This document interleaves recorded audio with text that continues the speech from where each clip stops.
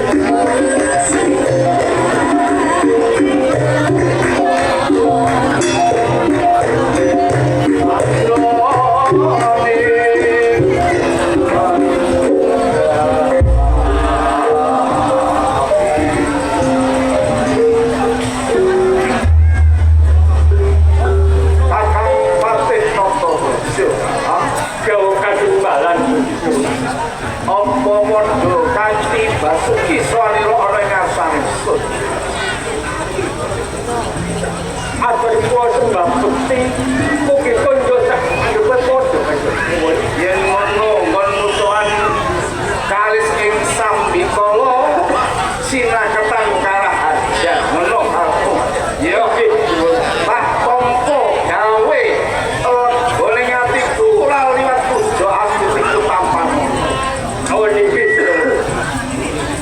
Kaping pindhone ingsun minta kabar usanane ning kepatihan kaya piye Kakang Patih. Dode iki dawuh. Boten ing kepatihan sak menika. Boten ingkang kuciwani. Rame sanjung gemah lipat. Kok dinapi para kawula ing katon kediri. Kakang Patih nata praja Iki kadibareng panjenengan sampun ngendikaken menawi ta wonten ing kepatihan ing wedal sakmangke tansah ayem tentrem demak arifah tertata titi tur raharjo. Namung mboten niku kemawon. Kakang Patih kula ugi mundhut pirsa kabar wusananipun para kawula kula ingkang sumandha ing Raden Pagusungan hingga wonten ing Kabupaten Pusara ing Praja Dalem Kediri. Piye watane Kakang Patih? iki dawuh.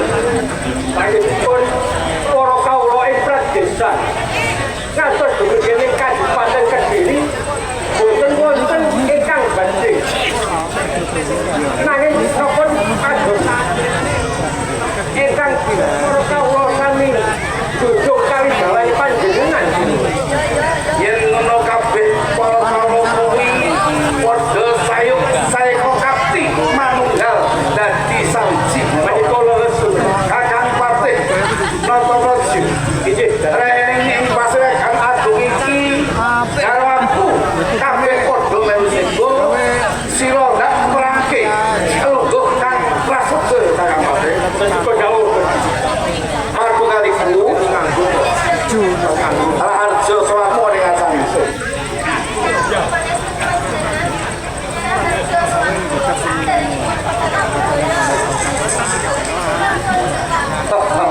Tak tompo gawe padha-padha rapat puja pangesupapano. Karo aku Maha Dewi Basuki sowan ing acan ingsun.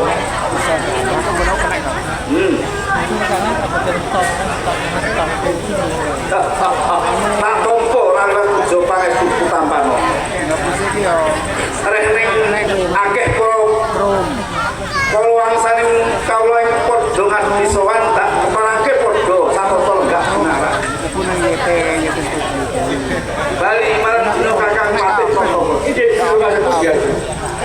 Ing dina iki tak rembug ora ana liya yaiku membab kapribadian Kakang Patih.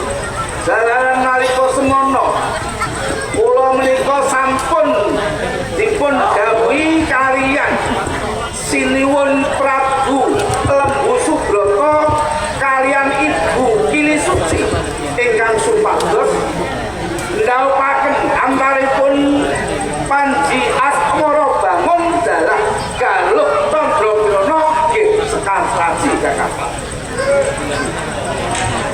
ingkang mongko nganti wektu iki durung ana kabar kang duku lan kabeh kawula Kediri ingkang mongko menawa katitik dina kang wis katutake yen ora kleru pangituku kurang 10 dina Kakang.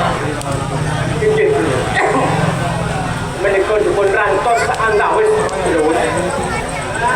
Ya, yen ngono sawetara piranti kok menawa ana utusan saka Kabupaten Amin kula ingkang semanten.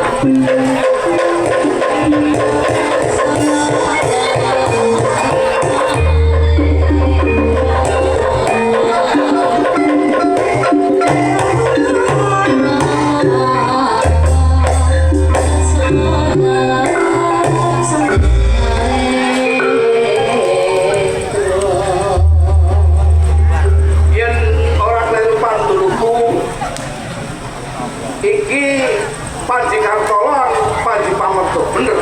Jadi panjang bener. Oh, boleh, kok nganti dari pengarah pun Pak. Isa temene munggah ana ing pendopo Kediri, sajak ganti nemu kawigaten apa kowe Panji Kartolo. Nyuwun pangapunten Kak derengipun Paman. Anggen kawula sowan boten paring pakabaran langkung rumiyin. Nanging kula ngaturaken sembah pangabekti mugi kunjuk Paman. Tak tampa bali pangestu Kamanono atau sang anggel kula mugi anda tetekan jimat. Mametut tak tampa bali pangestu Kamanono. Manet anggel kula mugi tetekan jimat. Kartolo sakwise jeneng Sulawes bisa sakut sekang marangpun Paman Embu Amiseno. Banjur ana kawigatan apa sing bakal petunjuk aturke marang Paman Embu Amiseno. Sampun dipun ngapunten saderengipun Paman Embu Amiseno. Sowan kula menika badhe caos pisungsuk kangge panglipur kang mbok galuh Candra Kirana Paman. Yen ngono para ki gawan rene tak tampanane wujude pisungsuk kanggo panglipur putraku sakloro. Wis tak jauh Paman. Prosari.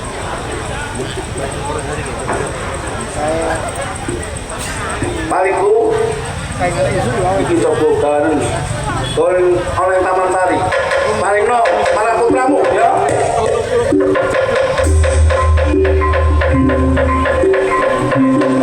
Amin amin bantang karo prestasi. Ora langsung.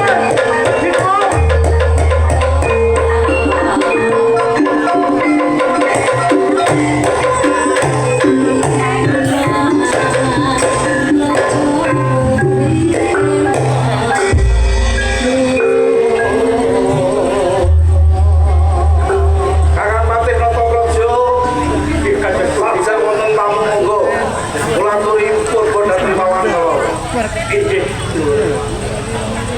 Bisa nak jeneng sira ora katimbalan malah sowan banjur saka kendi asal saka kang dadi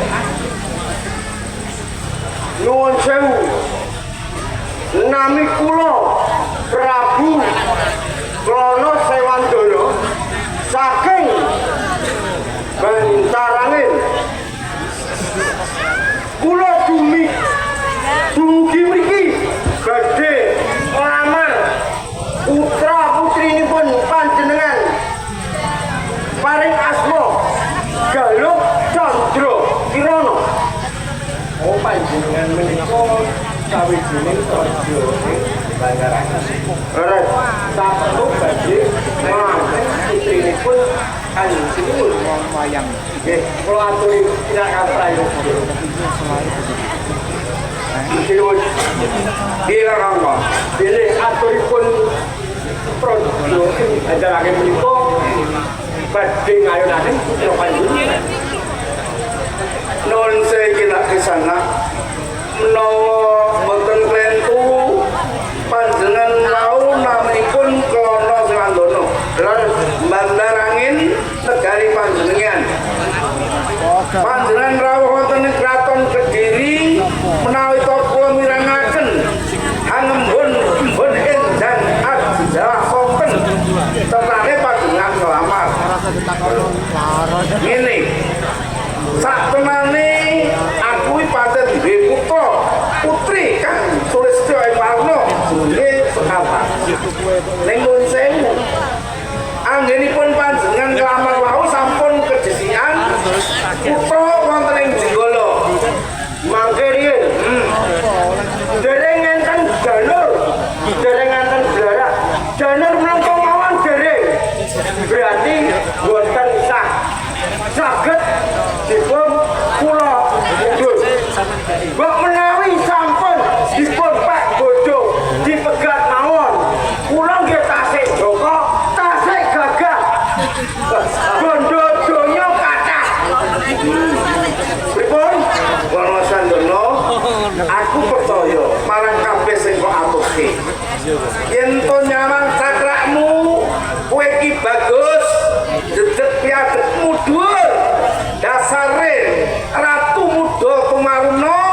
Sugih bondo bandane wis matumpo undung paribebasan. Ning ngene.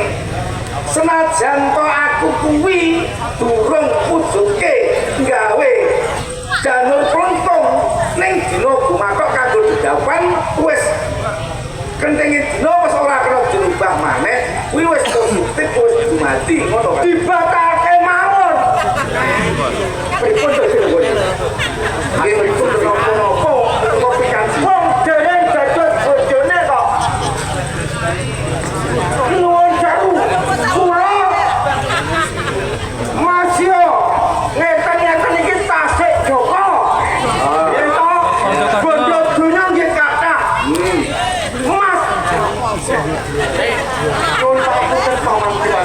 Kartolo piye nggih hei kono Jaya piye ciliramu kuwi sapa wani jangkar karo paman aku kono Serajono ana pangunen-unen sak gumuk batuk sanyari bumi terus seliramu wani nyejak wae karo Kang Tawon garwane Kang Mas Panji Astro Bangun Kang Galuh Condro Kino cilik cedak gedene wis coba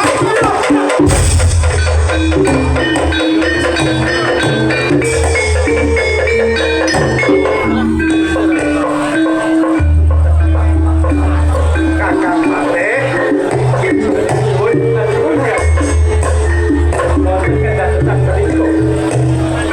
mono kuwi yen dadi bocah nongki ngono kuwi tangange bocah susu kegawa blontone ngati boten main menika lare nang dikasih Kakang Pate saja ora kami pegan ini tenut degolo tungkanen lakune marang Bang Pati kato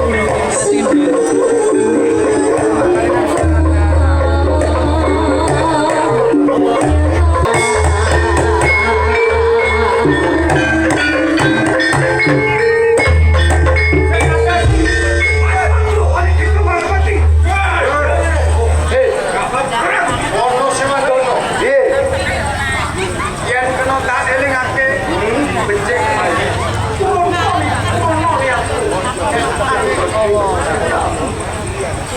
duweni garwa kanggo ora bisa bocah bagus raimu bagus kok ora eman-eman karo bagusmu hei yen bakal tak rusak yen to aku bakal rusak wis sing bakal